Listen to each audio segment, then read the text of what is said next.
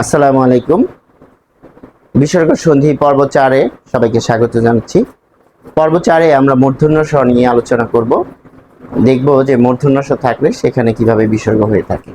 প্রথমত আমরা একটি শব্দ লিখেছি, সেটি হচ্ছে আবিষ্কার।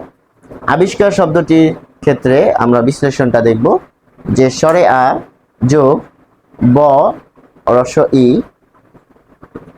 যোগ মূর্ধন্য ষ যোগ ক আকার কা যোগ র। ফলে আমরা এখানে কি পাচ্ছি যে আবিষ্কার দিয়ে বোঝাচ্ছে আবি যোগ কার। এই যে মূর্ধন্য ষ হসন্ত সেটি কিভাবে আসলো আমরা একটু দেখি যে এটি কিন্তু যুক্ত বর্ণ কার সাথে রয়েছে, ক এর সাথে রয়েছে। তাহলে স্বরে আ যোগ ব যোগ রস্বই অর্থাৎ বি যোগ মূর্ধন্য ষ, এবং এখানে আমরা থেমে যাচ্ছি আবিষ। এখানে আমরা কি পাচ্ছি? আবিষ। তারপর আমরা সেটি পাচ্ছি যে ক আকার কা যোগ র, অর্থাৎ মূর্ধন্য ষ এর পরিবর্তে, অর্থাৎ মূর্ধন্য ষ হসন্ত এর পরিবর্তে আমরা সেখানে বিসর্গ বসালেই পেয়ে যাব যে সজাত বিসর্গের আরেকটি উদাহরণ। যথারীতি এই মূর্ধন্য ষ হসন্তকে আমরা বলছি সংকেত, এবং এই সংকেতের জায়গায় আমরা বিসর্গ বসিয়ে দিব, ফলে আবি বিসর্গ যোগ কার আমরা পেয়ে যাচ্ছি। এরপর আমরা লিখব পরিষ্কার।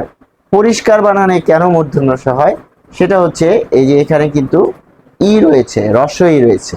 আবার পুরস্কার বানানে কিন্তু এখানে পার্থক্য রয়েছে পরিষ্কার আর পুরস্কারের মধ্যে, কাজে সেটি ভিন্ন আলোচনা।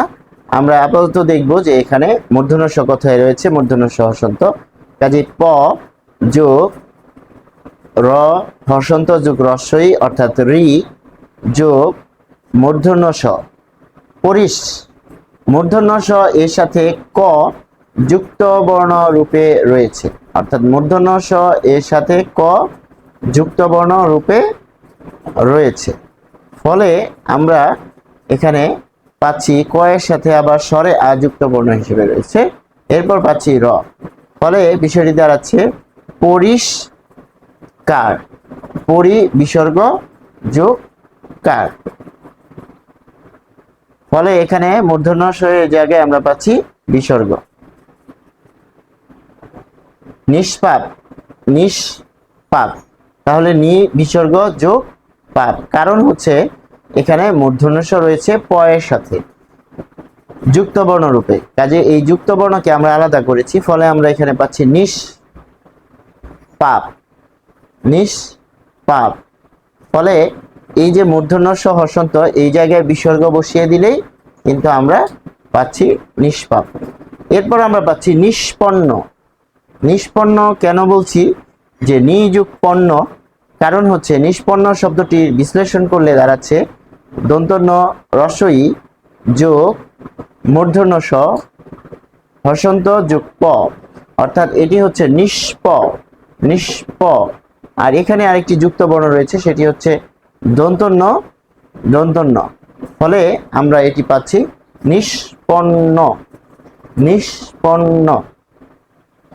অর্থাৎ এই যে নিষ্পন্ন সেটি আমরা যদি বিশ্লেষণ করি এখানে মূর্ধন্য ষ হসন্ত পাচ্ছি, তাই এটি হচ্ছে সংকেত, এবং এর পরিবর্তে আমরা এখানে বিসর্গ বসিয়ে দিলেই হবে নিষ্পন্ন। আরেকটি হচ্ছে নিষ্ফল, নি যোগ মূর্ধন্য ষ হসন্ত যোগ ফ, অর্থাৎ নিষ্ফ। এই যে যুক্ত বর্ণ, প্রথমে মূর্ধন্য ষ তারপর ফ, নিষ্ফ, এরপর ল। ফলে মূর্ধন্য ষ হসন্ত এর পরিবর্তে আমরা কি বসাবো? বিসর্গ বসাবো, এবং এই কারণে এটিকে বলা হচ্ছে যে সংকেত, অর্থাৎ যেখানে মূর্ধন্য ষ থাকবে সেটি হচ্ছে সংকেত, এবং সেই জায়গাতেই আমরা কিন্তু বিসর্গ বসালে পেয়ে যাব নি যোগ ফল, নিষ্ফল। আরেকটি উদাহরণ আমরা দেখব চতুষ্কোণ। তাহলে চতু বানানটি আমরা যদি দেখি, চতুষ্কোণ বানানটি চ যোগ ত রস্বউ যোগ মূর্ধন্য ষ, ত রস্বউ যোগ মূর্ধন্য ষ যোগ প যোগ মূর্ধন্য। ফলে চতুষ্কোণ, চতুষ্কোণ, এই যে চতুষ বলে থামছি সেটি নির্দেশ করছে যে মূর্ধন্য স এর সাথে এখানে হসন্ত রয়েছে, ফলে এটিকে আমরা বলছি সংকেত, এবং এর জায়গায় আমরা বিসর্গ বসিয়ে দিলে পাচ্ছি চতু বিসর্গ যোগ কোণ। আশা করি আমরা বিষয়টা ধরতে পেরেছি। সজাত বিসর্গ এবং রজাত বিসর্গ এর মধ্যে যে স্বাভাবিক একটা নিয়ম বা প্রক্রিয়া, যে বিশ্লেষণের সহজ পথ, সেটি হচ্ছে রজাত বিসর্গে যখনই র হসন্ত থাকবে সেখানে আমরা বিসর্গ বসাবো, আর যেখানে ব্যতিক্রম ব্যতীত, আর যেখানে দন্ত স, মূর্ধন্য স, তালব্য স আমরা পাবো সেই জায়গায় কিন্তু আমরা বিশ্লেষণ করে, বানানের বিশ্লেষণ করে দেখব সেখানে যদি দন্ত স হসন্ত, তালব্য স হসন্ত এবং মূর্ধন্য স হসন্ত পাওয়া যায়, তাহলে সেই জায়গাতে আমরা বিসর্গ বসালেই বাকি অংশটুকু স্বাভাবিকভাবে মিলে যাবে এবং তখন আমাদের কিন্তু সন্ধি বিচ্ছেদ হয়ে যাবে। মূলত এই যে আজকের পর্ব পর্যন্ত যে স্বাভাবিক যে নিয়মগুলো ছিল, সহজ বিশ্লেষণের উপায়, সেগুলো আমরা আলোচনা করেছি।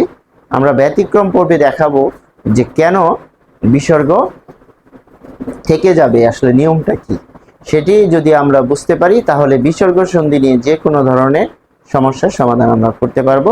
সংশ্লিষ্ট সবাইকে ধন্যবাদ। আসসালামু আলাইকুম।